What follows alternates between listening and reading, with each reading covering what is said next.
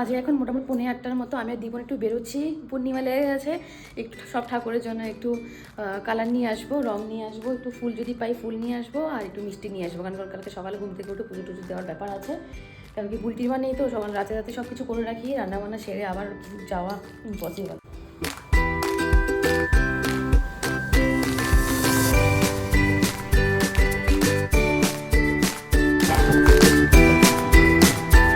রাস্তায় বেরিয়ে দেখি অনেকগুলো প্রসেশন যাচ্ছে।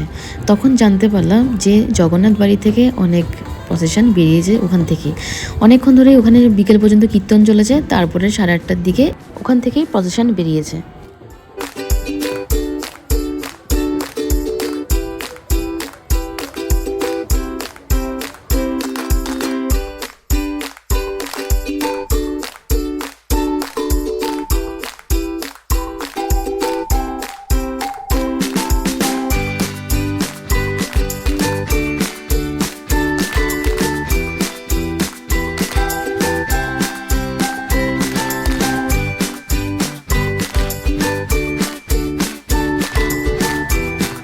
প্রসেশন দেখতে দেখতে দেখি আমার সামনেই সিএমের গাড়ি এসে হাজির। উনি নামলো, নেমে দেখি সামনেই যেখানে তোমরা দেখতে পাচ্ছ ওই গাড়িতে উঠে বসলো, বসে এখান থেকে প্রসাদ সবাইকে ডিস্ট্রিবিউট করছিল। এর মাঝখানে আমি কালারটা কিনে নিয়েছি, বাট ফুলটা পাইনি, ফুলটা কালকে সকালে কিনবো। ব্লগটা কেমন লেগেছে অবশ্যই কমেন্ট করে জানিও। টাটা।